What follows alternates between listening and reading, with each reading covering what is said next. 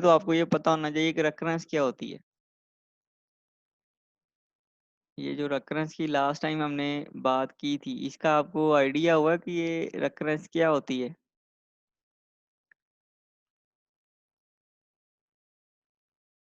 हम लोग जो है ना वो रनिंग टाइम कंप्यूट कर रहे हैं, ठीक है।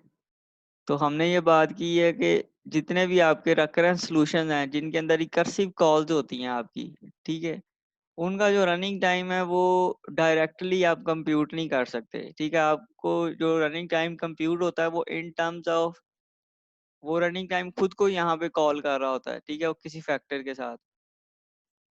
यहाँ पे कोई फैक्टर जो है ना वो दोबारा आपका आ रहा होता है, ठीक है, और साथ हो सकता है कोई फंक्शन आ रहा हो यहाँ पे।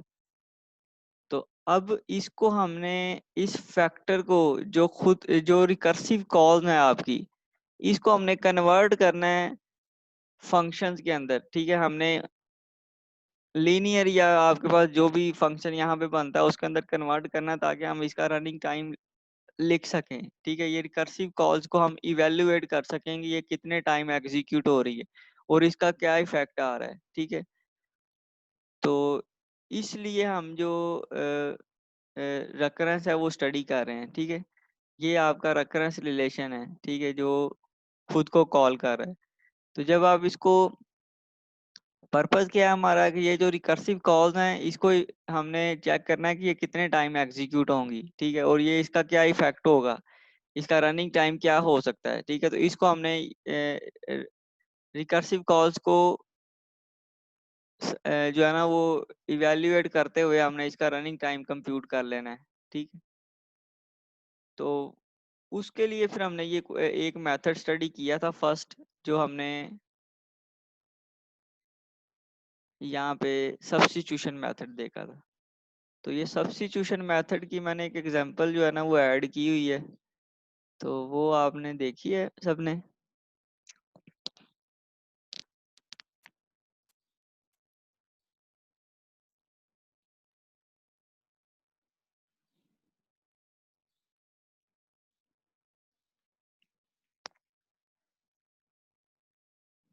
तो इस एग्जांपल को जो है ना मैंने वहां पे सॉल्व किया है। तो इसके अंदर आप देखेंगे ना, तो इसके अंदर ये जो आपकी इक्वेशन है ये इस फैक्टर के साथ खुद को रिकर्सिव कॉल कर रही है, ठीक है। मतलब जो ये आपका, ये वही फैक्टर है टी वाला ही, और वो किस फैक्टर के साथ रिड्यूस हो रहा है, वो n/4 के साथ हो रहा है, ठीक है। तो जो नेक्स्ट कॉल आई वो भी आपकी n/4 से रिप्लेस होगी, ठीक है। तो हमने क्या करना है, सबसे पहले इसको जो है ना वो सॉल्व करना है, इसकी वैल्यू आपने कंप्यूट करनी है। इसकी वैल्यू जब आप कंप्यूट करेंगे ये इस तरह से, तो ये कैसे वैल्यू कंप्यूट होगी, इसका मैंने बताया हुआ है कि आप इस पूरे फैक्टर को 4 पे डिवाइड करेंगे, ठीक है। तो ये भी आपका 4 पे डिवाइड हो जाएगा और ये भी आपका 4 पे डिवाइड हो जाएगा, ठीक है। तो ये आपके पास एक नई वैल्यू निकलेगी,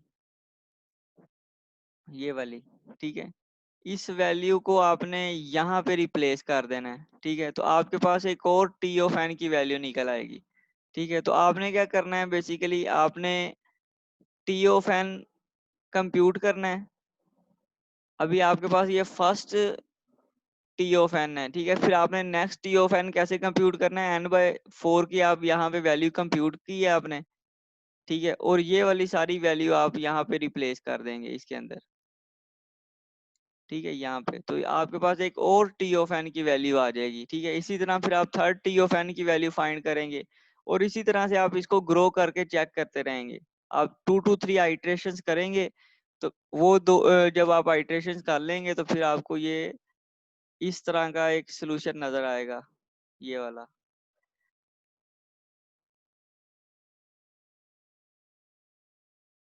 ये आप उसमें से फाइंड कर सकते हैं कि ये किस पैटर्न के साथ ग्रो कर रहा है, ठीक है।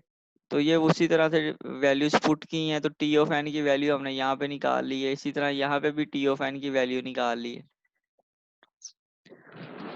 तो ये जब आप सारी वैल्यूज निकाल लेंगे तो फिर आपने देखना है कि जो आपके पास टी ऑफ वैल्यूज हैं वो एक साइड पे आ जाएंगी, ये वाली जो फैक्टर है आपका, और जो एन वाली वैल्यूज हैं वो आपने एक साइड पे लिख लेनी है, ठीक है। उसको जो है ना वो, ताकि हम उसको इवेल्युएट कर सकें।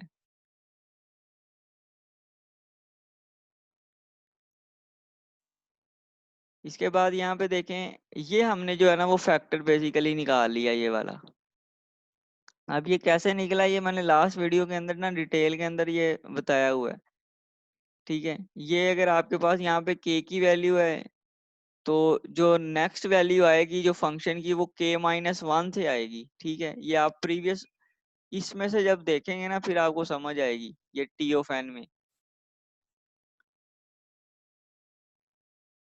ये देखें, ये आपके पास टी ऑफ एन की वैल्यू थी, तो यहाँ पे जब ये 3 स्क्वेयर और ये 3 के साथ मल्टीप्लाई होगा, तो यहाँ पे वैल्यू आएगी 3 क्यूब। ठीक है, तो यहाँ पे भी क्यूब आ रहा है और यहाँ पे भी क्यूब आ रहा है। ठीक है, ये जो टी वाला फैक्टर है, तो इसलिए हमने यहाँ पे 3 की पावर ऊपर लिखा है k। ठीक है, और इसी तरह टी और नीचे n/4k। ठीक है, तो ये इस तरह से हमने यहाँ पे ये वैल्यू लिखी हुई है। उसके बाद ये देखेंगे 3 स्क्वेयर ने इसके साथ मल्टीप्लाई होना है, तो ये आ जाएगा 3 स्क्वेयर। स्क्वेयर है तो यहाँ पे k को हमने कितना रखा हुआ था, क्यूब, तो यहाँ पे 3 की पावर क्या बनेगी, k-1। ये स्क्वेयर है आपका। ठीक है, और इस तरह से n/4, और वही वैल्यू आपकी नीचे आ रही है k-1। ठीक है, अब हम इसको बेसिकली जनरलाइज कर रहे हैं, और इसी तरह से ये वाला 3/4, ये k-1 आया यहाँ पे, तो यहाँ पे k-2 आएगा, इसी तरह ये k-3 आएगा। ठीक है, तो इस तरह से ये आपकी फंक्शन जो है ना वो ग्रो हो रहा है। इसको आप यहाँ पे भी चेक कर सकते हैं। यहाँ पे 3 था स्टार्ट के ऊपर, तो यहाँ पे अगर 2 आ रहा है तो यहाँ पे 1 आएगा, और यहाँ पे फिर आगे 0 आएगा। ठीक है, इसी तरह से अगर आप प्रीवियस में भी जाएंगे, अगर वो 1 से स्टार्ट हो रहा है, तो आपके पास जो फंक्शन है वो इस तरह से यहाँ पे 1 आ जाएगा और नेक्स्ट में 0 आ जाएगा। तो ये बेसिकली आपने पैटर्न एनालाइज करना है कि किस पैटर्न के थ्रू जो आपकी रिकर्सिव कॉल्स हैं वो इवेल्युएट हो रही हैं, किस तरह से वो ग्रो कर रही हैं। तो जब वो फैक्टर आप निकाल लेंगे, तो फिर हम ये सीक्वेंस लिख सकेंगे ये वाला। ठीक है, इसका इजीएस्ट वे मैंने आपको बता दिया कि आपने क्या करना है। ये जो टी ऑफ एन है ना, ये आपने हर एक आइट्रेशन के बाद कंप्यूट करना है। सबसे पहले जो फर्स्ट टी ऑफ एन है वो आप लिखेंगे। उसके बाद नेक्स्ट टी ऑफ एन कैसे निकलेगा, उसकी जो राइट साइड पे Tn/4 है उसकी वैल्यू निकाल के आप उसके अंदर पुट करेंगे, तो नेक्स्ट टी ऑफ एन की वैल्यू निकल आएगी। ठीक है, अब इस टी ऑफ एन के राइट साइड पे n/4² आ रहा था, तो आप n/4² की वैल्यू निकाल के इसके अंदर पुट करेंगे, तो उससे नेक्स्ट टी ऑफ एन निकल आएगा।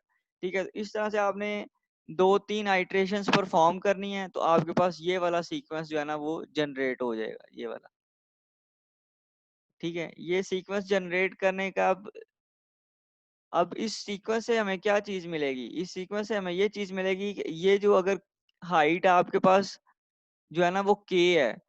ठीक है, अगर k हाइट पे जाते हैं तो आपके पास कितने नंबर उस फंक्शन की क्या ग्रोइंग रेट होगा। ठीक है, तो अगर k पे जाते हैं तो उसका ग्रोइंग रेट इस तरह का होगा, k-1 से लेके 0 तक। ठीक है, तो अब देखें, जब आप k हाइट पे चले गए हैं, तो उससे प्रीवियस हाइट का तो हमने फंक्शन लिख दिया यहाँ पे। ठीक है, मतलब आप kth हाइट के ऊपर चले गए हैं, नंबर k टाइम्स आपकी रिकर्सिव कॉल्स हो गई हैं। ठीक है, तो उस टाइम के ऊपर फंक्शन का बिहेवियर कैसा होगा, वो इस तरह का होगा, ये जो यहाँ पे लिखा हुआ है। ठीक है, तो अब हमने देखना है कि k हाइट के ऊपर जो है ना वो लीव्स कितने होंगे, मतलब आपका जो k हाइट है उसके ऊपर वो जाके क्या होगा फंक्शन, उसकी वैल्यू हो जाएगी n/4k की इज इक्वल टू 1। ये जब इसको अब हमने 1 कर देना है। ठीक है, ये फंक्शन आपका कब खत्म होगा। ठीक है, ये रिकर्सिव कॉल्स आपकी 1 कब हो जाएंगी। ठीक है, तो उससे आगे फिर आपका डेफिनेटली वो ग्रो नहीं करेगा रिकर्सिव कॉल। तो इसको जब आपने इज इक्वल टू 1 के रखा है, तो फिर ये वाला फैक्टर जो नीचे है 4k, इसको इसको आप n के साथ रिप्लेस कर देंगे, इसको n/n करेंगे, तो ये आपके पास t ऑफ 1 की वैल्यू आ जाएगी। तो अब जब हमने इसको स्टार्ट किया था, तो टी ऑफ 1 की वैल्यू तो ऑलरेडी हमारे पास गिवन थी।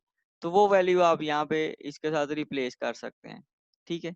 और ये वाला जो फैक्टर है, ये कौन सा फैक्टर है, ये 1 + x + x पे और इस तरह से ग्रो कर रहा है। तो इसको मैंने कहा था कि आपने कैसे सॉल्व करना है, ये 1 - x के डिवाइडेड बाई 1 - x। तो x की वैल्यू क्या है इस फैक्टर के अंदर, वो है 3/4, ठीक है। तो इसलिए ये आपका ये वाला रिलेशन बनेगा, इसको आप सॉल्व करेंगे तो आपके पास ये वैल्यू आ जानी है, ठीक है। अब देखें आपने क्या करना है कि ये जो k है इसको हमने किसी तरह से रिड्यूस करना है। तो k हमने पहले से ही यहाँ से फाइंड कर लेना है, n/4k है। तो n = यहाँ से इस फैक्टर से आपके पास आ जाएगा 4k, ठीक है। तो अगर इसमें से अब मैंने ये k निकालना हो तो k की वैल्यू कैसे निकलेगी, मैं दोनों साइड्स के ऊपर log 4 लूंगा, तो ये आपके पास k निकल आएगा। log 4n = k आ जाएगा, ठीक है। ये इस तरह से, तो ये इस k की जगह पे आप ये वाली वैल्यू रिप्लेस कर सकते हैं। और ये 4k एज इट इज दिया हुआ है, तो यहाँ पे क्या आएगा, यहाँ पे आपके पास n आ जाएगा, ठीक है। तो इस तरह से आपने इसको जब सॉल्व करना है तो आपके पास जो लास्ट जो बनेगी वैल्यूज वो इस तरह से आएंगी। यहाँ पे n आ जाएगा और यहाँ पे भी n। तो ये n जो है ना आपका इसके साथ कट जाएगा, ठीक है। उसके बाद ये आपके पास 4n आ जाएगा और 4 × 3k आ जाएगा। अब ये वाली जो k की वैल्यू है ये मैंने बताया किसके इक्वल है, ये log n/4 के इक्वल है, तो आप यहाँ पे लिख देंगे, ठीक है। तो उसमें से अब ये 4 में से 1 माइनस करेंगे तो यहाँ पे इसलिए ये 3k लिखा हुआ है, ठीक है।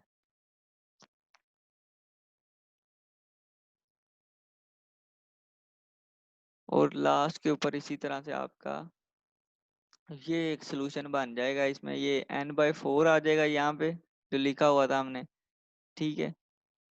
तो ये अब आप देखें कि यहाँ पे n की वैल्यू है 1, यहाँ पे जब 3 log 3 लेंगे विद बेस 4 तो ये 1 से स्मॉल आनी है वैल्यू, ठीक है। क्योंकि ये आपकी जो बेस है वो 4 है और वैल्यू है 3, ठीक है। तो ये बेस से स्मॉल है वैल्यू, तो या इसका आंसर जो है ना वो 1 से स्मॉल रहना है, ये 0 पॉइंट समथिंग आएगा, ठीक है। तो n की पावर 1 आ रही है और n की पावर 0.7 या इस तरह से कोई फैक्टर पॉइंट्स में आएगा। तो इनमें से अब ग्रेटर वैल्यू कौन सी है, ये आपकी ये वाली वैल्यू ग्रेटर है 1, ठीक है। तो वो आपका जो रनिंग टाइम जब हम कंप्यूट करेंगे तो हमने क्या देखना होता है, हमने मैक्सिमम वैल्यू देखनी होती है, हाईएस्ट ऑर्डर टर्म देखनी होती है।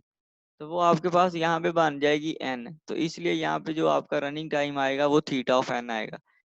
तो इसमें अगर किसी को अभी तक कोई क्वेश्चन है या चीज क्लियर नहीं हुई तो बताएं।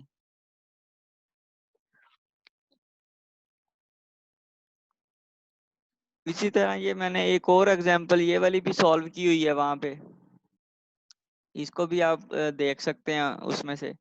इसमें कुछ काफी सारे स्टेप्स जो है ना वो स्किप किए हुए हैं, तो ये जब मैंने आपको वीडियो के अंदर एक्सप्लेन किया तो ये मैंने सारे स्टेप्स इसके इंक्लूड कर दिए हैं ताकि आपको ये चीजें समझ आ जाएं।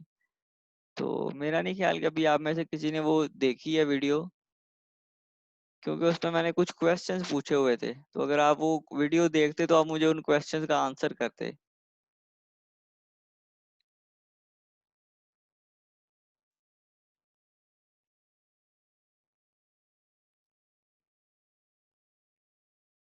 अच्छा, अब जो है ना आपने नेक्स्ट अब आपने ये करना है कि अ, आपने ये वाली ना एक असाइनमेंट सॉल्व करनी है, ये, ठीक है। इसमें कुछ बहुत सारे स्टेप्स जो है ना वो इग्नोर किए हुए हैं, तो आपने वो सारे के सारे स्टेप्स भी साथ साथ लिस्ट डाउन कर देने हैं। जैसे मैंने आपको प्रीवियस 2 एग्जांपल्स को सॉल्व करवाया है, उसी तरह से आपने इस एग्जांपल को अब सॉल्व करना है, ठीक है। और इसको आप मुझे एज ए असाइनमेंट जो है ना वो सबमिट करेंगे। आपने पेज के ऊपर सॉल्व करना है इसको, अपना नेम और रोल नंबर आपने स्टार्ट के ऊपर लिखना है, उसकी पिक्चर आपने मुझे सिर्फ सेंड करनी है, ठीक है। इसको आप यहाँ पे वैसे दी हुई है ये कैसे सॉल्व हो रही है, ठीक है। और साथ साथ आपने इसकी डिस्क्रिप्शन लिखनी है कि ये कैसे वैल्यू निकाल रहे हैं हम, ठीक है। तो ये सारी जो है ना वो,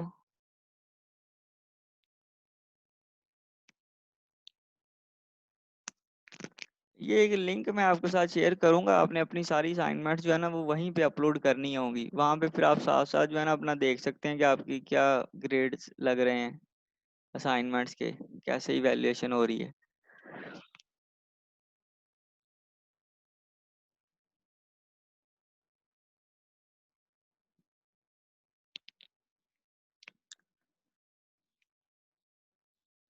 ठीक है, तो ये जो है ना वो टॉपिक पहले से मैंने आपको ये वीडियोस वगैरह दी हुई हैं। अगर स्टिल आपको कोई क्वेश्चन है तो आप पूछ लें, लेकिन आप जो है ना वो वीडियो तो एक दफ़ा देख लिया करें।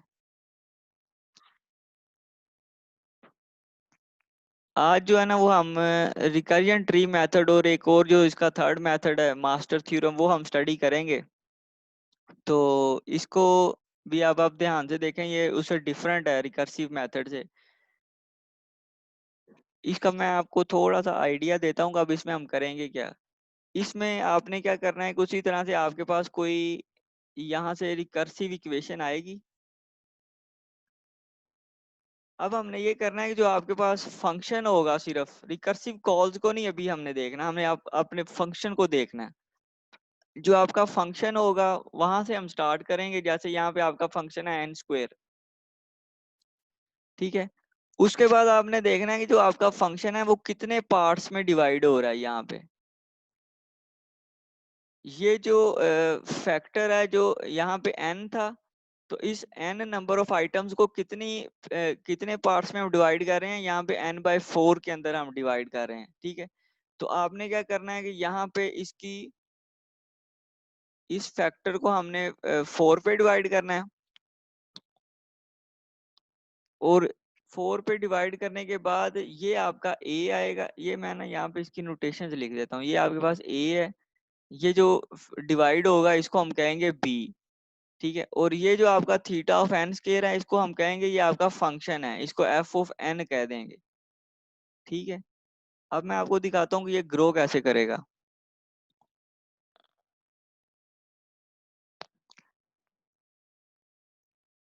आपने क्या करना है, आपने जो फंक्शन की वैल्यू है वो सबसे ऊपर लिख देनी है। जैसे ये आपकी फंक्शन की वैल्यू थी, ठीक है, ये आपका एफ ऑफ एन है,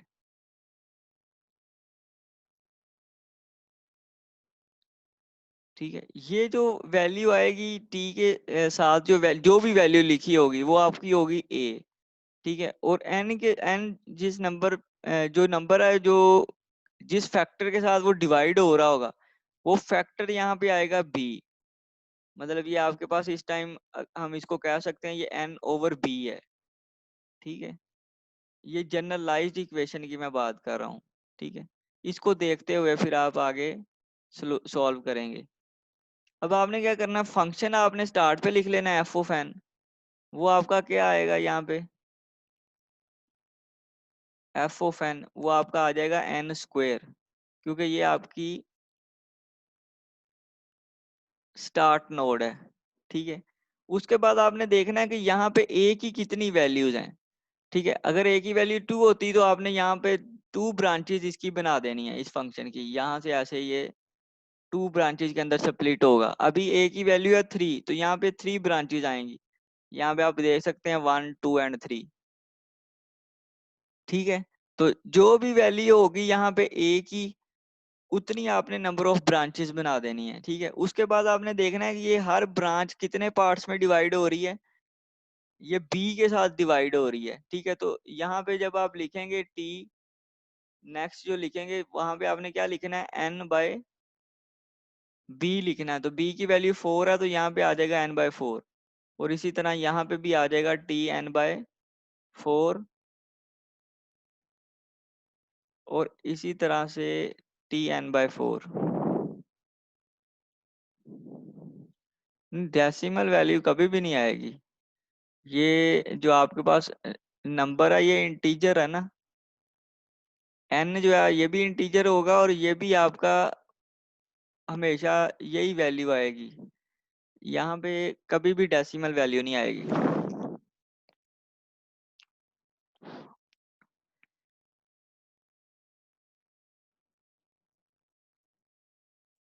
ठीक है, तो ये इस तरह से आप यहाँ पे लिख लेंगे। अब आपने क्या करना है कि आपको ये फंक्शन दिया हुआ है एन स्क्वेयर, ठीक है। अब आपने टी एन बाय 4 कंप्यूट करना है, ठीक है। तो इसमें भी आप उसी तरह से करेंगे जैसे हम प्रीवियस एन बाय 4 फाइंड करते थे। तो इस इक्वेशन में अगर हमने एन बाय 4 की वैल्यू कंप्यूट करनी हो तो क्या होगा यहाँ पे ये n है, तो हम अगर कंप्लीट इक्वेशन में n को n बाय 4 से रिप्लेस कर दें तो आपके पास आंसर क्या आएगा, इस तरह से आ जाएगा। ये इसको भी n बाय 4 पे डिवाइड कर दिया है और इसको भी n बाय 4 पे डिवाइड कर देंगे। तो जब इसको n बाय 4 पे डिवाइड करेंगे तो आपके पास आंसर क्या आएगा, n बाय 4 स्क्वेयर, ठीक है। और इसी तरह जब इसको डिवाइड करेंगे तो आंसर क्या आएगा, plus n square divided by 4 square, ठीक है। ये इस तरह से आ जाएगा आपके पास। एन स्क्वेयर ऑलरेडी यहाँ पे दिया हुआ है, ठीक है। और आपके पास नीचे आंसर आ जाएगा एन स्क्वेयर ओवर 4 स्क्वेयर, ठीक है। अच्छा, अब देखें आपके पास जो नया जो फैक्टर बना है वो ये आया है, ठीक है। तो हम क्या करेंगे, अब इस ये जो एन स्क्वेयर बाय 4 है, अब इस टी ऑफ एन की आपने वैल्यू लिखनी है यहाँ पे। तो इस टी ऑफ एन की वैल्यू क्या बनी है, वो आपके पास ये आई है कंप्लीट, ये वाली, ठीक है। इसमें भी आप उसी तरह से करेंगे कि फंक्शन को आप यहाँ पे अब रख देंगे, यहाँ पे आपका आ जाएगा फंक्शन एन स्क्वेयर ओवर 16, ठीक है। ये 4 का स्क्वायर करेंगे तो 16 आ जाएगा। अब ये फंक्शन आपका कितने पार्ट्स में डिवाइड हो रहा है, यहाँ पे 3t n/4, तो 3 आपकी ब्रांचेस बनेगी इस तरह से, ठीक है। ये वाली जो 3 है, ठीक है। और हर ब्रांच का फैक्टर किसके साथ रिड्यूस होगा, n/4 स्क्वायर के साथ। तो यहाँ पे आ जाएगा टी n/4 स्क्वायर।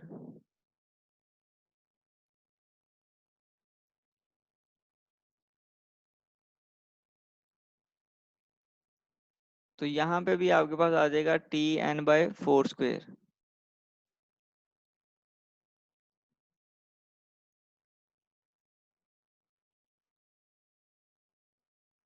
आवाज आ रही है सबको मेरी?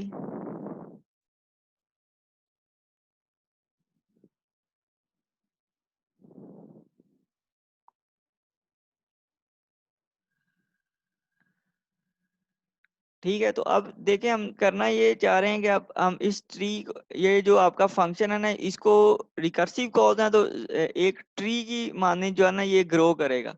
तो हमने स्टार्ट किया यहाँ से, ठीक है। हमने देखा कि उसको किस फैक्ट कितने उसकी कितनी नोड्स बनेगी और हर नोड जो है ना वो कितने पार्ट्स में डिवाइड होगी, ठीक है। तो ये 3 हमने इसकी नोड्स बनाई हैं क्योंकि ए की वैल्यू आपके पास 3 थी। और ये किस फैक्टर से डिवाइड हो रहा है, 4 के साथ, तो यहाँ पे आ जाएगा 4। फिर हम एक नोड को पकड़ेंगे और हम ये चेक करेंगे, ये जो आपके पास tn/4 है, ठीक है, ये वाला अब जो यहाँ पे आ रहा है, तो इसकी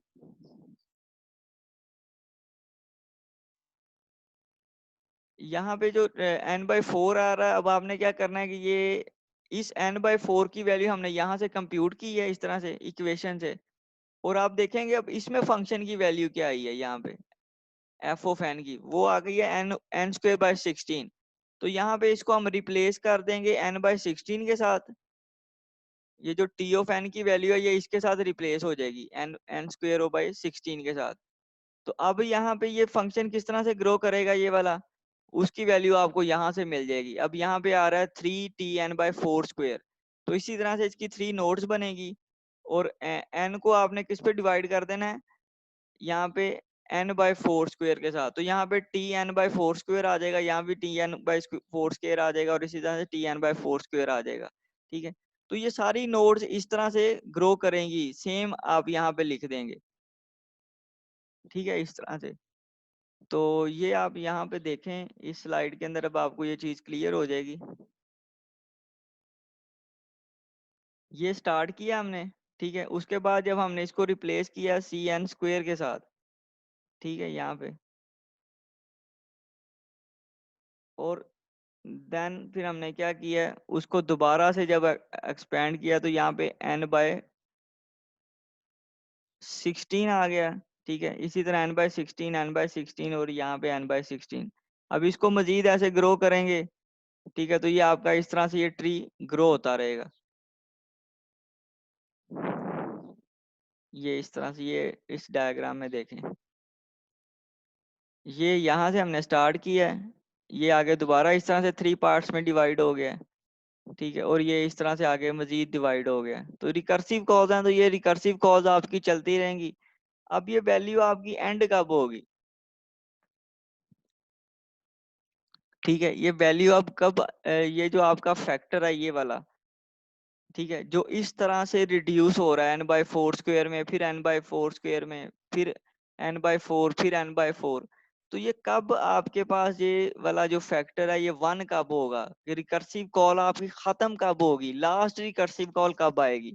ठीक है, तो वो कैसे आएगी?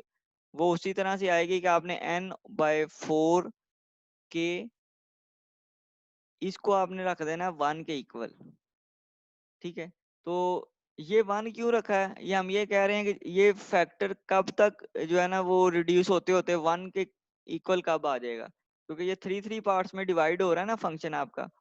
तो डिवाइड होते होते एक स्टेज आएगी कि इसकी वैल्यू 1 हो जाएगी, ये उससे आगे डिवाइड नहीं हो सकेगा। तो वो कब होगा? जब ये फैक्टर इक्वल हो जाएगा। तो n इज इक्वल टू यहाँ पे उसी तरह से 4k आ जाएगा। ठीक है, अब दोनों तरफ आप log 4 लें तो यहाँ पे आ जाएगा log 4 n। ठीक है, इज इक्वल टू के।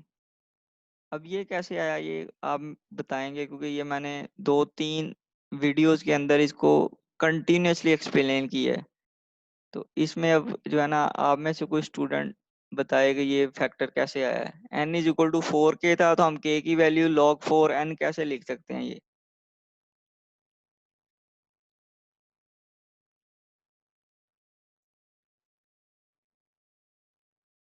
नहीं, ये log रूल नहीं है।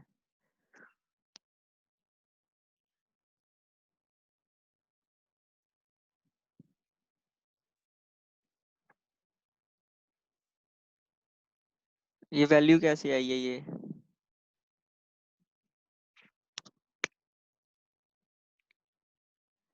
दोनों साइड्स पे log लेंगे, यहाँ पे भी जब आप log लेंगे विद बेस 4। ठीक है, तो ये log 4 विद बेस 4, इस ये वैल्यू आपकी 1 हो जाएगी। ठीक है, तो इसलिए यहाँ पे ये खत्म होगा तो आपके पास k आ जाना है। ठीक है, ये अगर आपने 4k का log लेना हो, इस तरह से 4 उसकी पावर है k, तो जब इसका log लेंगे विद बेस 4, ठीक है, ये इस तरह से, तो ये मैंने बताया था कि ये वाला जो फैक्टर होता है ये यहाँ पे चला जाता होता है राइट साइड पे। तो ये आपके पास आ जाएगा k into log 4 with base 4। ठीक है, तो ये जब आप इसको सॉल्व करेंगे तो आपके पास आ जाना है 1, तो k को 1 के साथ मल्टीप्लाई करेंगे तो राइट साइड पे आपके पास k आ जाएगा। और जब आप यहाँ पे भी लेफ्ट साइड पे भी log लेंगे विद बेस 4, तो ये आपके पास ये वाला फैक्टर आ जाएगा। जब आपने log लेना है तो दोनों साइड्स पे लेना है, ये आपका फैक्टर रिड्यूस हो जाएगा, यहाँ पे k वैल्यू बच जाएगी, और इसी तरह से log 4n आ जाएगा। ठीक है, तो अब आपके पास जो k की वैल्यू आएगी वो आ जाएगी log 4n। ठीक है, तो ये k हमारे पास क्या निकला है? ये हमारे पास हाइट निकल आई है इस ट्री की। ठीक है, कि ये ट्री की हाइट कितनी होगी? ठीक है, हाइट का मतलब ये है कि ये ट्री कितने टाइम इस तरह से खुद को स्प्लिट करता रहेगा। ठीक है, इस हाइट पे जाके उसके पास कुछ लीव नोड्स ही बच जाएंगे आपके पास, वो मजीद ग्रो नहीं करेगा। ठीक है, तो ये हमने हाइट निकाल लेनी है सबसे पहले। ठीक है, हाइट निकालने के बाद अब आपने देखना है कि हर नोड के ऊपर कॉस्ट कितनी आएगी, या हर लेवल के ऊपर कॉस्ट कितनी आएगी। तो अगर लेवल 0 की बात करें यहाँ पे, तो आपके पास कॉस्ट कितनी आ रही है? cn²। ठीक है, एक ही फंक्शन था आपका। यहाँ पे कॉस्ट कितनी आएगी? आप इन तीनों को आपस में ऐड कर दें।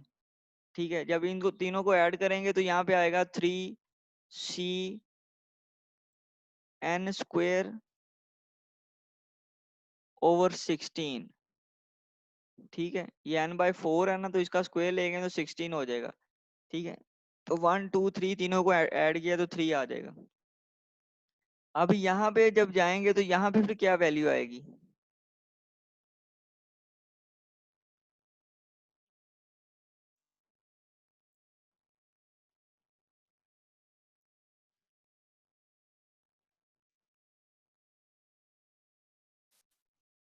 यहाँ पे क्या वैल्यू आएगी?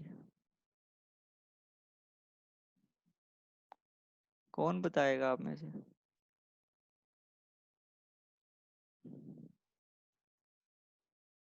अहमद बताएगा।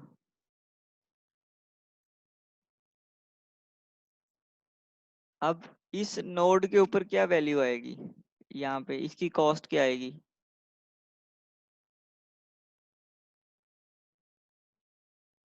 तो यहाँ पे देखें ये 1 2 3 4 5 6 7 8 और 9, ठीक है। तो ये आ जाएगा 9, ठीक है। और इसी तरह n स्क्वेयर, और यहाँ पे 16 स्क्वेयर आ जाएगा, ठीक है। यहाँ पे आपके पास n का स्क्वायर था और 16 का स्क्वायर था, ठीक है। तो ये आपके पास वैल्यू आएगी, और साथ ही जो आपका कॉस्ट फैक्टर है वो आ जाएगा, ठीक है। तो वही यहाँ पे लिखी हुई है, ठीक है। अब देखें, अब हमने क्या करना है, यहाँ पे आपकी जो कॉस्ट थी वो थी सिर्फ n स्क्वायर, ठीक है। जो नेक्स्ट लेवल पे कॉस्ट आई है वो आई है 3c n स्क्वेयर बाय 16, उससे नेक्स्ट जो आई है वो 9n स्क्वेयर बाय 16 स्क्वेयर आया है, ठीक है। अब हमें इसमें देखना है इसमें कॉमन फैक्टर कौन सा है, ठीक है। कॉमन फैक्टर अब आप इसमें देखें तो यहाँ पे 3/16 के साथ अगर हम इसको मल्टीप्लाई कर दें और इसको हम यहाँ पे लिखेंगे, ये इसकी पावर है 0, ठीक है। तो क्या ये cn स्क्वेयर के इक्वल है? तो इसकी पावर 0 है तो ये cn स्क्वेयर के इक्वल ही रहेगा, ठीक है। तो यहाँ पे अब जो सेकंड लेवल है इसको हम कैसे लिख सकते हैं? इसको हम इस तरह से लिख सकते हैं कि ये 3 और 16 हम कॉमन ले लेते हैं, तो यहाँ पे आएगा 3/16 की पावर 1,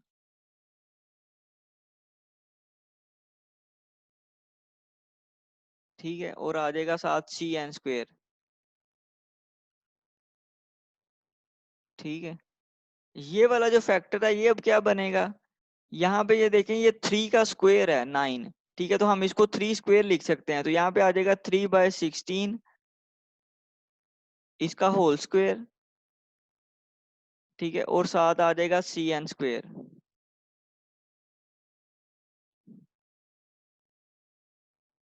ठीक है। तो अब आप देखेंगे ये 3/16 के साथ जो है ना ये फैक्टर मल्टीप्लाई हो रहा है इसकी कॉस्ट का, ठीक है। ये 3/16 की पावर 0 है, फिर 3/16 की पावर 1 है, फिर 3/16 की पावर स्क्वायर है, और इसी तरह से नेक्स्ट पे जाएंगे तो वो तो इसकी ये कुछ एग्जांपल जो है ना वो आपको डिफरेंट स्लाइड से मिल जाएंगी, काफी सारी तो मैंने आपको एक्सप्लेन कर दी हैं। तो जो मेन फैक्टर है वो मैंने आपको बताया कि आपने क्या करना है, हर लेवल की कॉस्ट फाइंड करनी है, और फिर आपने उस ट्री की हाइट फाइंड करनी है कि उसकी जो हाइट है वो कितनी बनेगी, ठीक है। तो जब वो आप कंप्यूट कर लेंगे तो फिर आप उसको आपस में आप मल्टीप्लाई करेंगे तो आपके पास रनिंग टाइम निकल आएगा, ठीक है। अब कुछ टाइम पे हो सकता है, जैसे हम ये एग्जांपल स्टडी कर रहे हैं इसके ऊपर कॉस्ट तो हर लेवल के ऊपर सेम है, लेकिन ट्री की हाइट डिफरेंट बनेगी। वो कैसे डिफरेंट बनेगी? अगर आप लेफ्ट साइड पे ग्रो करेंगे तो आपके पास जो फैक्टर है वो n/3 के साथ डिवाइड हो रहा है, जो राइट साइड पे जो फैक्टर है वो 2n/3 के साथ डिवाइड हो रहा है। तो ये 2 वाला जो फैक्टर है इससे क्या होगा कि ये जो रिड्यूस होने में टाइम लेगा, क्योंकि यहाँ पे नंबर ऑफ सैंपल्स कितनी आ रही हैं, 2/3, तो 1/3 और 2/3, ठीक है। अब 2/3 पे अगर आप डिवाइड करते हैं तो ये 1/3 पे करेंगे तो क्या आंसर आएगा? 0.33, ठीक है। और इस पे अगर डिवाइड करेंगे तो आंसर क्या आएगा? 0.66, ठीक है। इस तरह से तो ये जो 0. अब आप देखेंगे यहाँ पे जब हमने डिवाइड किया सैंपल को तो वो जल्दी रिड्यूस होगा, तो इसका मतलब ये है कि ये वाली जो आपकी अ, बनेगी ट्री, ये स्मॉल होगी, इसका साइज स्मॉल होगा, ठीक है। और जो राइट साइड पे ट्री बनेगी वो काफी ज्यादा टाइम लेगी, अ, यहाँ पे इसकी जो हाइट है वो ज्यादा आएगी, ठीक है। तो अब हमने क्या करना है, आपने जो ग्रेटर जो हाइट है आप उसको कंसीडर करेंगे, ठीक है। तो जो हम आपने हाइट निकालनी है वो फिर राइट साइड वाले नोड की निकालेंगे, या जो भी नोड जो अ, ज्यादा टाइम ले रहा है रिड्यूस होने में, ठीक है। तो वो आपका ये वाला नोड आएगा इसको, क्योंकि आपके पास जो फैक्टर है रिड्यूसिंग वो कम है। तो अब इसकी जब हाइट आपने कैसे अब निकालनी है, उसी तरह से निकालनी है। 2n/3 है आपके पास, तो अब ये n इज इक्वल टू 3/2 हो जाएगा, ये नीचे चला जाएगा 2, ठीक है। और इसका आपको क्या करेंगे, इसके ऊपर k की value 1, k is equal to, और ये आप इज इक्वल टू 1 कर लेंगे, ठीक है। इसमें से अब आपके पास k की वैल्यू निकल आएगी, ठीक है। वो फिर अब जब आप निकालेंगे तो वो आपके पास ये वैल्यू निकलेगी हाइट की, ठीक है। इस हाइट को आप क्या करेंगे, इस n के साथ मल्टीप्लाई कर देंगे, तो वो आपका जो रनिंग टाइम है n log n इस तरह से निकल आएगा, ठीक है। तो इन एग्जांपल्स को अब आप एक दफा देखिएगा, अगर कोई क्वेश्चन हुआ तो फिर हम नेक्स्ट टाइम डिस्कस कर लेंगे। इसमें अगर किसी को अभी तक कोई समझ नहीं आई तो बताएं।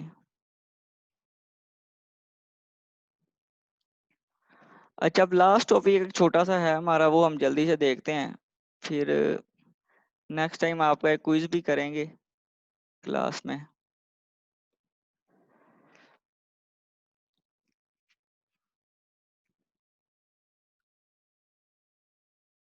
हाँ जी, तो क्लास में भी टाइम है ना, तो ये हमने इसको कर लेना अभी।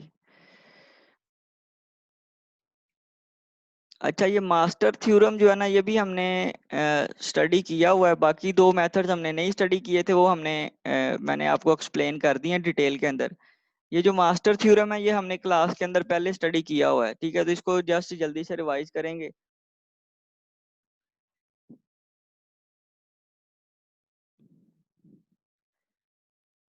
अब ये देखें, ये उसी तरह से आपको एक फंक्शन एक दिया जाएगा, कोई भी जो रिकर्सिव सॉल्यूशन है, ठीक है, उसको अब हम मास्टर थ्योरम के थ्रू भी सॉल्व कर सकते हैं, ठीक है। ये जो है ना काफी इजी है बाकियों से, ठीक है। अब इसमें जो भी फंक्शन होगा उसमें आपने ए, बी और इस तरह से एफ ऑफ एन ये आपने लिख लेना है, ठीक है। जैसे प्रीवियस एग्जांपल में मैंने आपको बताया कि ये कैसे आप फाइंड करते हैं।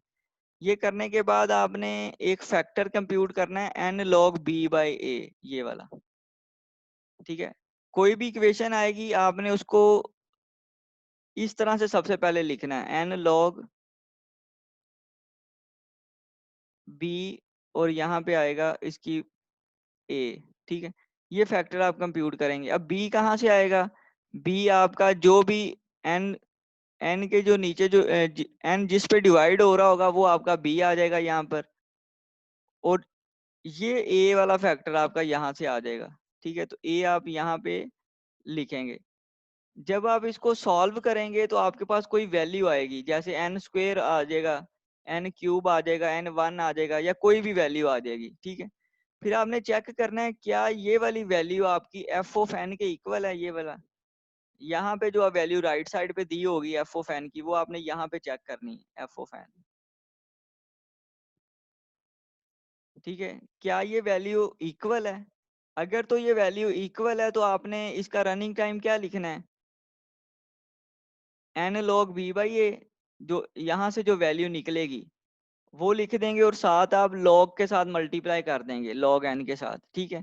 ये मतलब pre defined value, pre defined ये इक्वेशन है, ठीक है। और अगर ये इक्वल नहीं आती, ठीक है, आपको यहाँ पे कुछ माइनस करना पड़ता है, माइनस ई करना पड़ता है,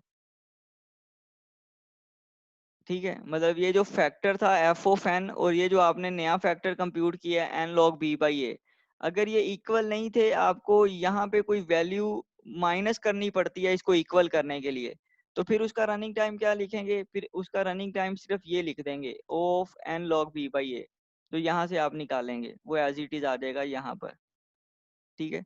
और अगर ये इसको इक्वल करने के लिए यहाँ पे कोई फैक्टर ऐड करना पड़ता है, माइनस नहीं कर रहे अब ऐड कर रहे हैं, तो फिर आप क्या करेंगे, फिर आप थर्ड कंडीशन ये वाली चेक करेंगे,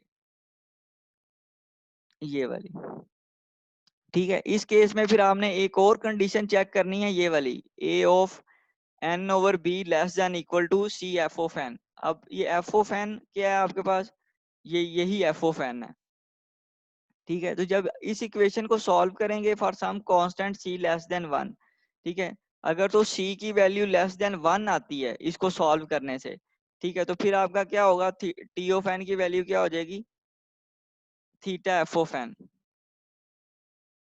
ठीक है। तो ये दो तीन कंडीशन हैं, ये अब हम जब एक दो एग्जांपल सॉल्व करेंगे तो उससे आपको ये चीजें क्लियर हो जाएंगी। अब मैं आपको इसकी एक दो एग्जांपल्स दिखाता हूँ, तो फिर ये आपका लेक्चर, अच्छा ये टॉपिक है, इसको बस हमने जो है ना इसके एक दो एग्जांपल्स देखेंगे तो उसका उससे आपको ये चीजें क्लियर हो जाएंगी।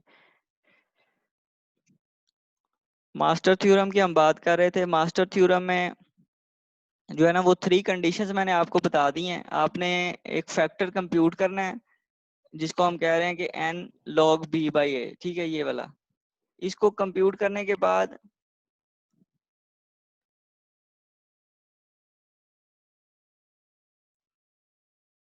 जो फैक्टर आप कंप्यूट करेंगे उसको n log b by a, ठीक है,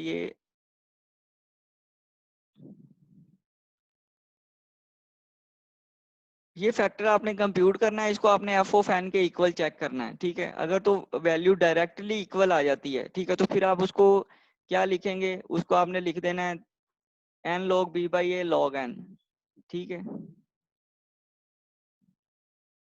और अगर आपके पास वैल्यू इक्वल नहीं आती, आप कोई वैल्यू ग्रेटर आती है, आपको कुछ माइनस करना पड़ता है उसको इक्वल करने के लिए, ठीक है, तो फिर उसका क्या लिखेंगे, theta n log b by a, ठीक है। और अगर आपके पास कुछ ऐड करना पड़ता है इसको इक्वल करने के लिए, तो फिर क्या करेंगे, फिर एक और इक्वेशन हम चेक करेंगे, ये वाली, और ये अगर कंडीशन सेटिस्फाई करती है तो आपका जो टी ऑफ एन है वो theta of n f of n के इक्वल हो जाएगा, ठीक है। अब इसके एग्जांपल हम एक देखते हैं, उससे ये चीजें आपको क्लियर हो जाएंगी। अब ये देखें आपके पास ये इस तरह की कोई इक्वेशन है, ये वाली, ये इक्वेशन आपको दी जाएगी, ठीक है, जिस तरह प्रीवियस एग्जांपल्स के अंदर, प्रीवियस मेथड्स के अंदर आपको इक्वेशंस गिवन थी, ठीक है, इसी तरह इसमें भी आपके पास इक्वेशन आ जाएगी। आपने इस इक्वेशन में सबसे पहले देखना है ए क्या है, तो ए आपका ये वाला वैल्यू है n 9, बी आपका ये है, ठीक है, और एफ ऑफ एन आपका ये है n, ठीक है। जो भी टी जिस भी फैक्टर पे डिवाइड हो रहा होगा वो आपका बी आ जाएगा, टी जिसके साथ मल्टीप्लाई हो रहा होगा वो आपका ए होगा, और जो इस फैक्टर के साथ जो भी फैक्टर यहाँ पे एक्स्ट्रा दिया होगा वो होगा एफ ऑफ एन, ठीक है। अब आपने क्या करना है, उसी तरह से ये फैक्टर कंप्यूट करना है n log b by a, ठीक है। तो b की वैल्यू कितनी है 3, तो यहाँ पे log आ जाएगा 3, a की वैल्यू कितनी है 9, तो यहाँ पे आ जाएगा 9, ठीक है। मैंने इस फैक्टर के अंदर वैल्यूज पुट की हैं, ठीक है। b की वैल्यू आप यहाँ पे रख दें, a की वैल्यू यहाँ पे रख दें, तो ये आपके पास फैक्टर निकल आएगा 3 9, ठीक है। तो यहाँ से आपके पास क्या आंसर आएगा, n स्क्वेयर। इसको जब आप सॉल्व करेंगे तो ये आपका 3 का स्क्वायर बन जाएगा, 9 जो है 3 स्क्वायर इस तरह से,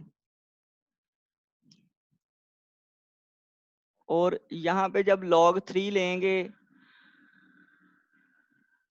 तो ये 2 आपका यहाँ पे चला जाएगा और इसकी वैल्यू हो जाएगी 1, तो ये आपके पास आ जाएगा n स्क्वायर, ठीक है। तो ये जो n log b by a है ये आपके पास क्या है, ये आपके पास आ गया n स्क्वायर, ठीक है। अब आपने ये चेक करना है ये क्या, ये आपका f ऑफ n के इक्वल है, f of n is equal to n square.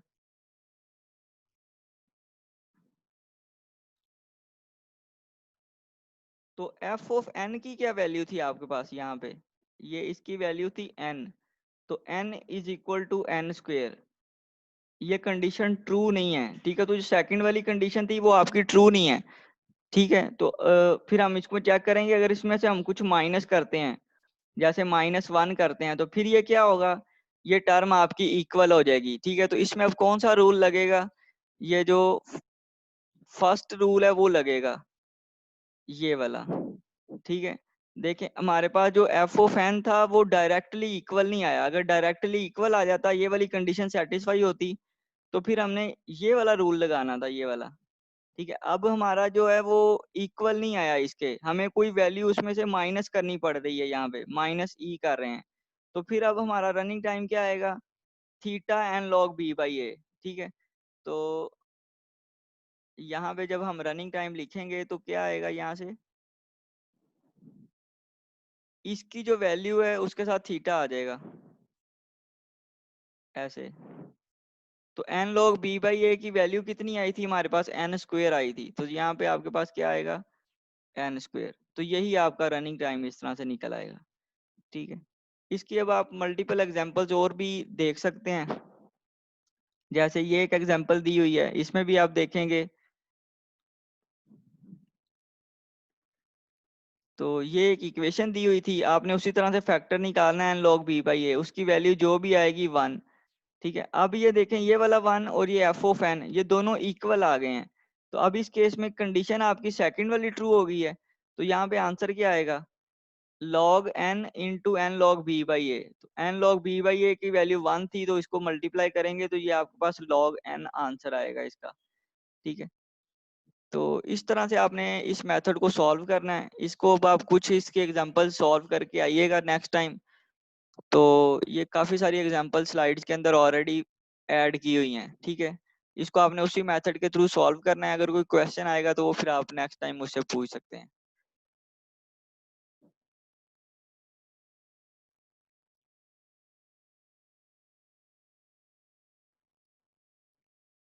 अभी तक अगर किसी को कोई चीज क्लियर नहीं हुई तो वो पूछ लें। रकरेंस हमने स्टार्ट की हुई है, रकरेंस के अंदर जो है ना वो 3 मेथड्स हमने स्टडी किए हैं। उसके अंदर सबसे पहले सब्स्टिट्यूशन मेथड देख, आप उसको जल्दी से सॉल्व कर लें, ठीक है। लेकिन ये अगर इस तरह की कुछ ऐसी इक्वेशंस आ जाती हैं जहां पर, ये मैं आपको दिखाता हूँ, यहाँ पे कुछ ऐसे भी सॉल्यूशंस एग्जिस्ट करते हैं जिनके ऊपर इन मेथड्स को फिर प्रेफर नहीं किया जाता कि ये मेथड यूज किया जाए। ये लास्ट के ऊपर आप जाए ना तो यहाँ पे एक टॉपिक आता है, ये चेंजिंग वेरिएबल्स, ठीक है। अब ये जो टेक्निक है चेंजिंग वेरिएबल्स वाली, ठीक है, अगर आपके पास इस तरह की इक्वेशन आती है, ठीक है। अब ये देखें, आपके पास जो स्प्लिट हो रहा है ना फैक्टर, वो इस फैक्टर से स्प्लिट हो रहा है, अंडर रूट से, ठीक है। ये अब ये वाला रिलेशन चेक करें जरा, अब इसके ऊपर आप वो अप्लाई कर सकते हैं अपना रिकरिएंट ट्री मेथड, इस तरह के वेरिएबल्स के ऊपर, या सब्स्टिट्यूशन मेथड आप यहाँ पे अप्लाई कर सकते हैं। नहीं सर, ये तो डिवाइड हो रहा था रिकरिएंट ट्री में, ये तो हो नहीं रहा। ठीक है, अब देखें, आप ब्रांचेस तो बता सकते हैं कि इतनी इतनी ब्रांचेस बनेगी, लेकिन उसका जो स्प्लिट फैक्टर है वो अंडर रूट में है यहाँ पे, ठीक है। तो अगर आप इसको सब्स्टिट्यूशन मेथड पे लेके जाएंगे या रिकरिएंट ट्री मेथड पे लेके जाएंगे तो फिर वो आप इसको सॉल्व नहीं कर सकेंगे, ठीक है। ये कम्प्लेक्स होती रहेगी इक्वेशन। तो इस तरह की जब प्रॉब्लम्स आती हैं तो फिर हम उसको एक नई टेक्निक से सॉल्व करते हैं, वो आज मैं आपको थोड़ा सा एक्सप्लेन करता हूँ। हम वेरिएबल्स को शिफ्ट कर लेते हैं, फिर दोबारा से हम उसको कन्वर्ट करते हैं एक्चुअल वेरिएबल्स के अंदर, ठीक है। सबसे पहले आपने ये देखें, आपके पास ये जो टी ऑफ एन वाला फैक्टर है ना, इसको हम किसी नए वेरिएबल में कन्वर्ट कर लेते हैं इस तरह से, ठीक है। और फिर इस वेरिएबल को दोबारा कन्वर्ट करेंगे एक्चुअल वेरिएबल्स में, ठीक है। तो इसको कहते हैं चेंजिंग वेरिएबल्स। आप सबसे पहले जो भी आपका वेरिएबल था उसको हम किसी वेरिएबल के इक्वल रख देते हैं, ठीक है। और उसको फिर दोबारा इक्वेशन में पुट करके एक नई इक्वेशन बनाते हैं, ठीक है। उस इक्वेशन को सॉल्व कर लेते हैं, जब उसका आंसर आ जाता है तो उसको दोबारा कन्वर्ट करते हैं एक्चुअल वेरिएबल्स के अंदर, इस तरह से, ठीक है। तो इसको कहते हैं चेंजिंग वेरिएबल्स। तो कुछ ऐसी जो है ना वो टेक्निक्स हैं अगर इस तरह का कोई आपको रिलेशन आ जाता है तो उसको फिर आप कैसे सॉल्व करेंगे? मेन पर्पस तो हमारा ये है कि हमने इस रेकरेंस को सॉल्व करना है, ठीक है। अगर तो आपको मेंशन किया हुआ है कि आपने इस मेथड से सॉल्व करना है, फिर तो आप उस मेथड को चूज करेंगे। और अगर आपको कहीं पे ये मेंशन नहीं किया हुआ कि आपने जो है ना वो पर्टिकुलर जो है ना वो मेथड यूज करना है, तो फिर आप कोई भी मेथड के थ्रू उसकी रेकरेंस को सॉल्व करके अपना आंसर लिख सकते हैं, ठीक है। तो अगर इस तरह का कोई क्वेश्चन अगर आपको आता है तो उसको आप कैसे सॉल्व करेंगे, इसकी मैं आपको थोड़ी सी एक्सप्लेनेशन कर देता हूँ। अब ये देखें, आपके पास कोई भी रिलेशन है ना, आपने सबसे पहले चेक करना है क्या वो फैक्टर जो है ना वो उसको आप इजीली एड्रेस कर सकते हैं, जो अभी हमने 3 मेथड्स पढ़े हैं उनके थ्रू। अगर तो हो जाता है तो ठीक है, आप उसके थ्रू सॉल्व कर लें, नहीं तो फिर आप क्या कर सकते हैं, इनको कन्वर्ट कर सकते हैं, ठीक है। कन्वर्ट कैसे करेंगे? अब n की पावर देखिए आपके पास यहाँ पे क्या है, n की पावर है यहाँ पे 1/2, ठीक है, अंडर रूट है ना। तो यहाँ पे अगर मैं लिखूं इसको 2t n/2 और साथ यहाँ पे लिखा हुआ है log n, ठीक है। हमने ये जो ये वाला फैक्टर है ना इसको नहीं देखना, हमने सिर्फ इसको देखना है जो आपका स्प्लिट फैक्टर है, ठीक है। तो इसको इज इक्वल टू अगर हम करते हैं t ऑफ n के, तो आपके पास अभी इक्वेशन थी ये वाली,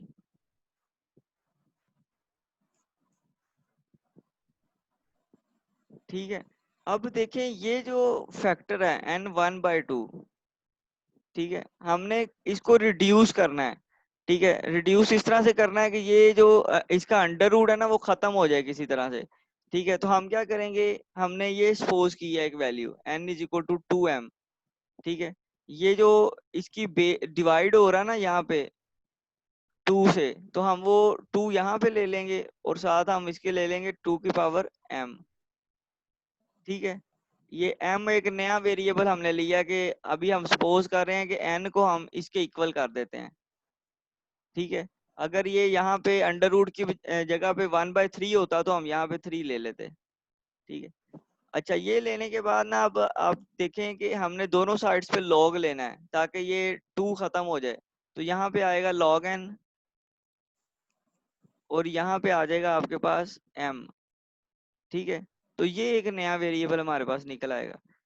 अब आपने इस पूरी इक्वेशन के अंदर इसको रिप्लेस करें तो ये t of n is equal to आपके पास क्या आएगा, n की वैल्यू आपके पास 2 की पावर m, तो यहाँ पे आ जाएगा 2 की पावर m, ठीक है। और ये इज इक्वल टू किसके आएगा,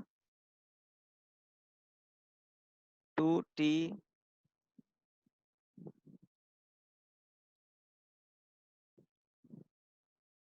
अब ये देखें n की वैल्यू आपके पास थी 2 की पावर m, ठीक है। तो यहाँ पे अगर मैं 2 की पावर m पुट करूं और उसके ऊपर हम ले लेते हैं अंडर रूट 1/2, ठीक है, और प्लस ये log n है, ठीक है।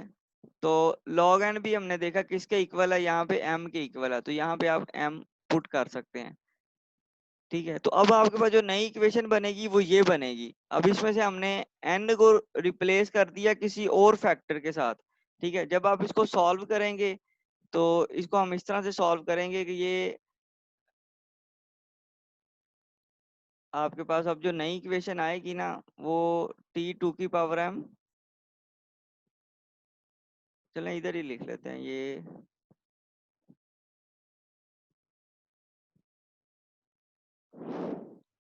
ये देखें। अब ये वाला जो 1/2 है, ये वाला जब जब हम ये वाला फैक्टर सॉल्व करेंगे तो यहाँ पे क्या आएगा, यहाँ पे ये m/2 हो जाएगा यहाँ पे इस तरह से, ठीक है। क्योंकि ये अंडर रूट है ना तो ये m की पावर के पावर से मल्टीप्लाई हो जाएगा। तो ये करने के बाद जो आपकी अब नई इक्वेशन बनेगी वो ये बन जाएगी, ठीक है। अब देखें क्या आप इस इक्वेशन को सॉल्व कर सकते हैं रिकरियन ट्री से या किसी और मेथड के थ्रू। तो इसको अभी स्टिल जो है ना इसके अंदर 2 की पावर m है यहाँ पे, और यहाँ पे भी आपके पास m1/2, यहाँ पे फिर m/2 आ रहा है। ठीक है, तो इसको भी अभी हम दोबारा से इसको नहीं अभी अप्लाई कर सकते कोई भी मेथड इस पे। तो फिर इसको क्या करेंगे, इसको दोबारा फिर कोई थर्ड वेरिएबल के इक्वल कर देंगे। ठीक है, तो अब देखें ये होगा क्या। यहाँ पे हमने क्या किया कि जो t की 2 की पावर m है ना, जो यहाँ पे ये वाला, इसको हमने रिड्यूस करके ना इसको कह दिया हमने कि ये m के इक्वल कर देते हैं। m 2 की पावर m को हमने किसके इक्वल किया है, m के। लेकिन ये s ऑफ m हम इसको कह दिया है। ठीक है, एक नया वेरिएबल हमने इंट्रोड्यूस कर दिया।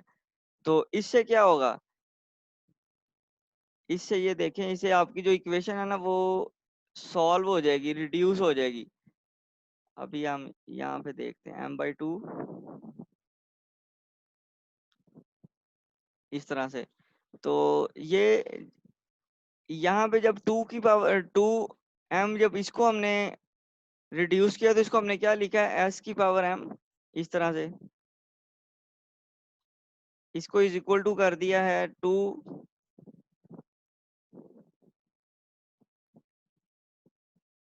और यहाँ पे देखें अब m/2 है ये वाला। ठीक है, हमने ये इक्वल रखा है t ऑफ 2 की power m is equal to sm। ठीक है, हम ये अभी जो है ना नया वेरिएबल इंट्रोड्यूस कर रहे हैं। तो इसमें देखें कि ये 2 की पावर m थी ना, उसको हमने m के अंदर कन्वर्ट किया हुआ है। ठीक है, तो जो ये हमने यहाँ पे लिखा, ये s ऑफ m, ये यहाँ पे लिख दिया। ठीक है, अब ये वाला फैक्टर देखें जो आगे ये वाला आ रहा है। ठीक है, अब ये क्या बनेगा, ये 2, तो यहाँ पे आ जाएगा 2s m/2। ठीक है, अब ये कैसे आया m/2,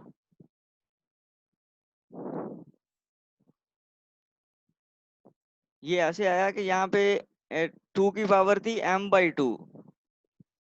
ठीक है, तो हमने ये कहा हुआ है कि जहाँ पे t अगर 2 की पावर m, जब t 2 की पावर m होगा तो उसको हम s m/2 कह रहे हैं, एस एम कह रहे हैं। ठीक है, तो जब यहाँ पे √2 आ जाएगा, मतलब m/2 होगा, तो फिर ये m/2 यहाँ पे भी आ जाएगा इस तरह से। ठीक है, तो ये जो t2 m/2 है, ये किसके इक्वल आ जाएगा, ये m बाई इसके इक्वल आ जाएगा। ठीक है, और साथ में आपने क्या लिख देना, ये m, जो पहले ही हमारे पास m आया हुआ है log n से। ठीक है, तो अब आप देखें ये जो हमने अब नई इक्वेशन बनाई है, ये उसी तरह की आ गई है जिस तरह की इक्वेशन आप पहले पढ़ते रहे हैं। ठीक है, ये 2 से डिवाइड हो रहा है और 2 इसकी ब्रांचेस बन रही हैं। तो अब आप इसको किसी भी मेथड से सॉल्व करेंगे तो ये इजीली सॉल्व हो जाएगी इक्वेशन। ठीक है, तो इसमें ट्रिक क्या है कि आपने एक वेरिएबल को दूसरे वेरिएबल में कन्वर्ट कर लेना है। ठीक है, मतलब आप सपोज करेंगे कि कुछ सपोजिशंस कर लेंगे। ठीक है, वो करने के बाद जब आपकी इक्वेशन सिंप्लीफाइड हो जाएगी, उसके ऊपर आप कोई भी मेथड अप्लाई करें, वो अप्लाई करने के बाद जो आंसर आएगा, उस आंसर को दोबारा मोल्ड करके हम इसके अंदर लेके जाएंगे। ठीक है, अभी हमने सिर्फ जो है ना वो ये देखा कि आपने चेंज कैसे करना है, वेरिएबल्स अभी कैसे चेंज करने हैं। ठीक है, अच्छा मैं ना एक छोटी सी कॉल सुन लूँ जरा, ऑफिस से कॉल आ रही है।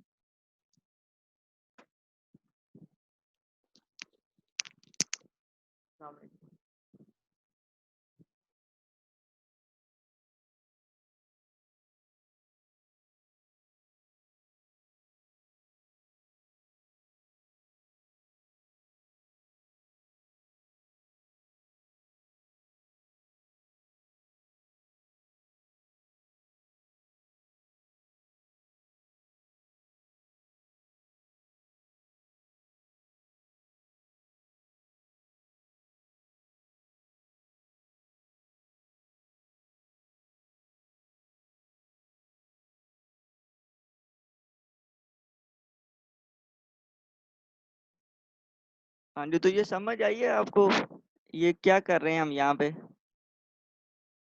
ये जो टेक्निक है ना, ये पर्टिकुलरली कोई मेथड नहीं है, ये एक सिर्फ एक ट्रिक है कि अगर आपको किसी भी तरह की इक्वेशन आती है तो उसको पहले आपने कन्वर्ट कर लेना है एक किसी ऐसी फॉर्म के अंदर जिसको हम इजीली सॉल्व कर सकें। जब वो उस इक्वेशन को आप सॉल्व कर लेंगे, फिर हम दोबारा से जो वेरिएबल्स हमने इंट्रोड्यूस किए हम उनको दोबारा रिमूव करेंगे और उनको एक्चुअल फॉर्म के अंदर लेके जाएंगे। ठीक है, तो इसमें अगर किसी का अभी तक कोई क्वेश्चन है तो बताएं। ये टॉपिक जो है ना ये काफी इम्पोर्टेंट है, इसमें ये आपको हेल्प करेगा इक्वेशंस को सॉल्व करने में।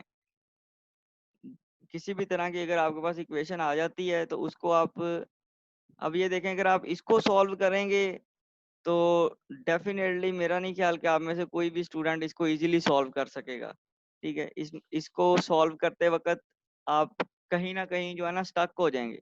लेकिन अगर इंस्टेड अगर आप इसको सॉल्व करेंगे तो ये उसी तरह की इक्वेशन है कि अगर आपके पास एस की जगह पे यहाँ पे होता टी और एम की जगह पे होता एन। ठीक है, तो ये इस तरह की इक्वेशन बन जानी थी जो पहले हम स्टडी करते रहे हैं, 2Tn/2।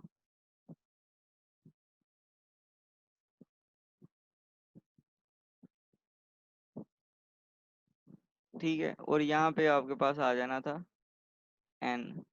ठीक है, तो ये देखें, अब ये अगर मैं वेरिएबल आपका कोई भी हो सकता है ना, यहाँ पे टी हो एस हो उससे तो फर्क नहीं पड़ता। यहाँ पे भी आपके पास एस है, एम की जगह पे आप एन सपोज कर सकते हैं, तो इस इक्वेशन को सॉल्व करना इजी है। ठीक है, तो इसको कैसे सॉल्व करेंगे, कोई स्टूडेंट बताएगा कि इसका क्या रनिंग टाइम होगा, ये इस इक्वेशन को कैसे सॉल्व करेंगे हम। ये तो तो इसको हमने सब्स्टिट्यूशन मेथड से कर सकते हैं। सब्स्टिट्यूशन मेथड से करें जरा, क्या इसका रनिंग टाइम आएगा।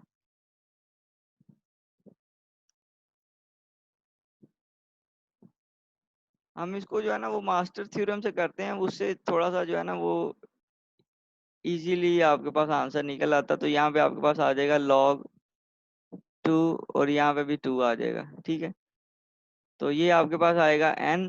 ठीक है, अब वो देखें आपका n जो है ना वो f ऑफ n के इक्वल है। ठीक है, तो ये हमने बात की थी, जब ये n के इक्वल होगा तो ये आपके पास आंसर क्या आएगा, n log n। ठीक है, ये इसका इस इक्वेशन को आप सॉल्व करेंगे तो इसकी जो रेफरेंस बनेगी वो ये आएगी n log n। ठीक है, अब क्योंकि हमारे पास यहाँ पे t नहीं है, हमारे पास यहाँ पे n नहीं है, हमारे पास यहाँ पे है s और m। ठीक है, तो ये इसको हम कैसे लिखेंगे, ये आपके पास आएगा m log m। ठीक है, इसका जो रनिंग टाइम है। ठीक है, क्योंकि आपके पास जो वेरिएबल्स हैं वो चेंज हो गए हुए हैं, वो वेरिएबल्स आपने कुछ ऐसे वेरिएबल्स इंट्रोड्यूस कर दिए हैं। अब इन इन वेरिएबल्स को दोबारा हमने कन्वर्ट करना है n के अंदर। ठीक है, अब वो मैं आपको थोड़ा सा जो है ना बता देता हूँ कि अब ये इनको दोबारा कैसे कन्वर्ट करेंगे। सर एक क्वेश्चन है, हाँ जी, इससे देखिए यहाँ पे आपने m/2 कर दिया है, जबकि वो पावर है 1/2, तो ये किस तरह हुआ है? मतलब हमने तो वैल्यू को कन्वर्ट मल्टीप्लाई किया तो हुआ वो है। तो m। कौन सी कौन सी इक्वेशन, ये वाली तो वो इसकी कह रही बात, है कि m/2 किस तरह हुआ है। ये वाला, सर ये लास्ट वाली इक्वेशन जो आपने ब्लू में लिखी हुई है। ये वाली, ये तो मैंने बताया ना, ये आपने जब सपोज किया इसके, ये ये हमने सपोजिशन की है कि हमारे पास जो t है अगर वो 2m होता है। ठीक है, तो इसको हम ये कह रहे हैं कि ये इज इक्वल टू है एक नए वेरिएबल के जिसको हम कह रहे हैं कि वो s है, लेकिन ये वाला फैक्टर जो है ना ये रिड्यूस हो गया हो जाएगा sm। ठीक है, ये हम अभी सपोजिशन कर रहे हैं। ठीक है, सपोज करके हमने एक नई वेरिएबल, असल में हम ये फैक्टर को नेग्लेक्ट करना चाहते हैं ताकि आपके पास सिंप्लीफाइड एक फैक्टर आ जाए, और फिर उसको सॉल्व करने के बाद अब दोबारा हम इसको इसमें कन्वर्ट करेंगे। तो जब आपने इसको सपोज किया कि t अगर आपके पास ये आता है फैक्टर 2m, तो उसको हमने कह दिया s ऑफ m के इक्वल, वो आपका यहाँ पे आ गया है। अब जो ये वाला फैक्टर था, ये वाला जो यहाँ पे है, अब इसको भी कन्वर्ट करेंगे तो इसमें क्या आएगा फिर, यहाँ पे फिर आपके पास आ जाएगा s of m is equal to, ये यहाँ पे था 2t m/2, ठीक है, m की पावर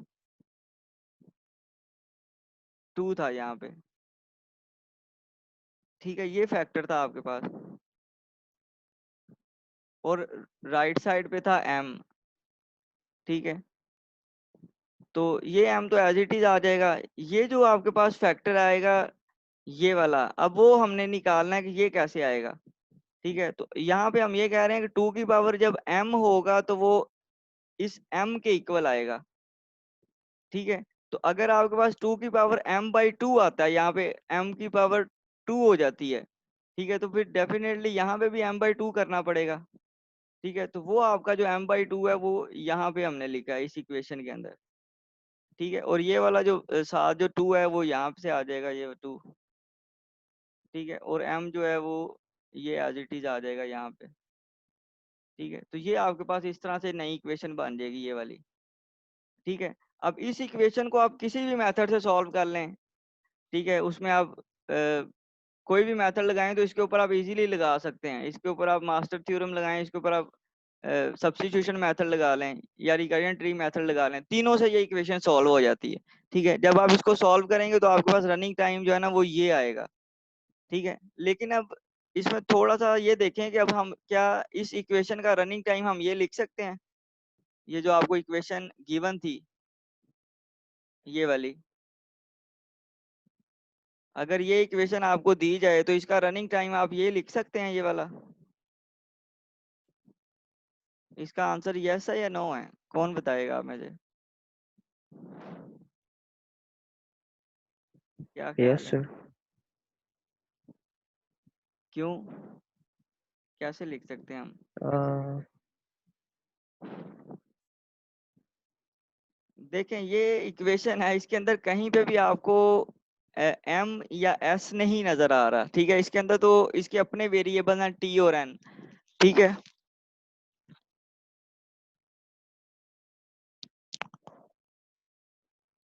तो इसको जब हम रनिंग टाइम लिखते हैं हम तो वही वेरिएबल्स इंट्रोड्यूस करने होते हैं, यहाँ पे हमारे पास answer in terms of n आना चाहिए था, ठीक है, लेकिन हमारे पास आंसर आ रहा है एम, तो अब हम दोबारा कन्वर्ट करेंगे जो चीजें हमने सपोज की थी उन उन सपोजिशंस के अकॉर्डिंगली, फिर हम इसको दोबारा कन्वर्ट करेंगे। अब आप देखें आपके पास m किसके इक्वल था, m हमारा था यहाँ पे लॉग किसके एन। इक्वल, log n के, ठीक है, तो m को हम रिप्लेस कर देंगे log n के साथ, तो ये इक्वेशन आपकी क्या बनेगी, ये इक्वेशन आपकी बनेगी m की जगह पे आ जाएगा log n और साथ आएगा log, ठीक है, और इसी तरह से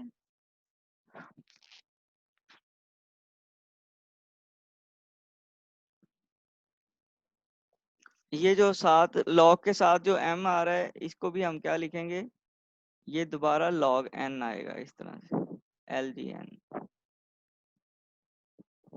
ठीक है, तो इस इक्वेशन का जो रनिंग टाइम है वो क्या आएगा,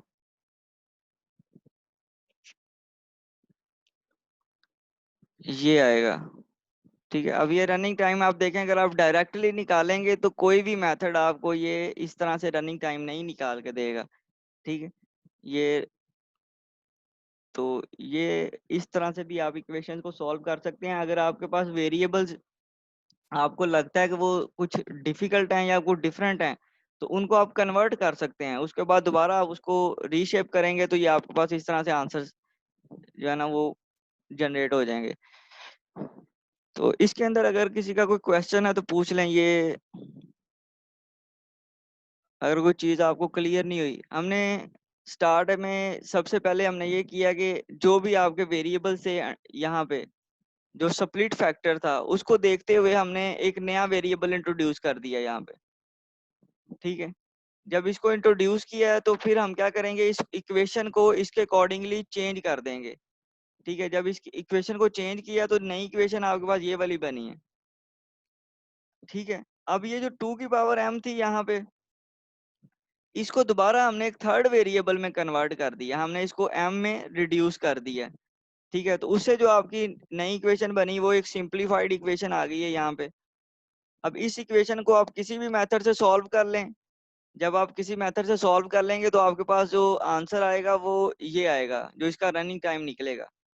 अब इस रनिंग टाइम को आपने इन टर्म्स ऑफ एक्चुअल वेरिएबल्स दोबारा कन्वर्ट करना है, ठीक है। तो जो आपने सपोजिशंस की थी वो आप इसके अंदर पुट करेंगे, तो आपके पास जो नया रनिंग टाइम निकलेगा वो इस तरह से आ जाएगा, ठीक है। तो ये जो है ना मेथड एग्जिस्ट करता है, इसको भी आप कंसीडर कर सकते हैं। इसकी एग्जांपल अगर कोई और मैं आपको एक दिखाता हूँ, अगर स्लाइड में हमें मिल जाती है तो।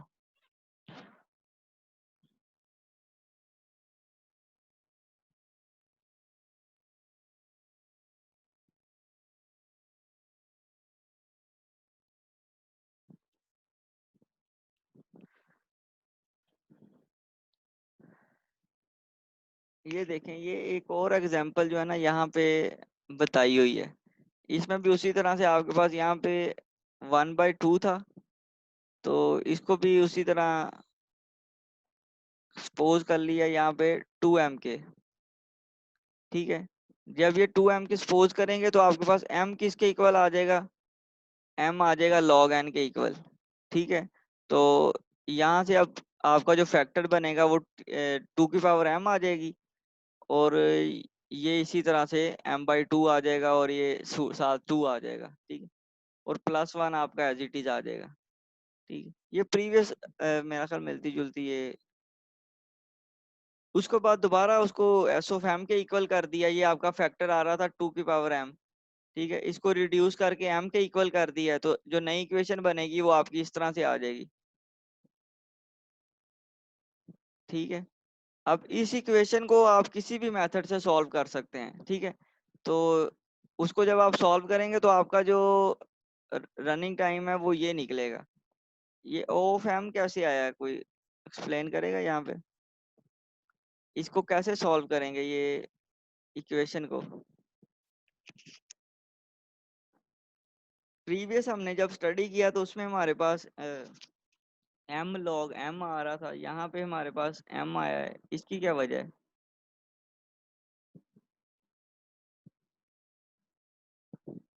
प्रीवियस जो क्वेश्चन सॉल्व किया है उसमें हमारे पास ये आया आंसर m log m, यहाँ पे हमारे पास m आ गया है यहाँ पे, तो ये कैसे, ये रनिंग टाइम कैसे निकला है यहाँ पे।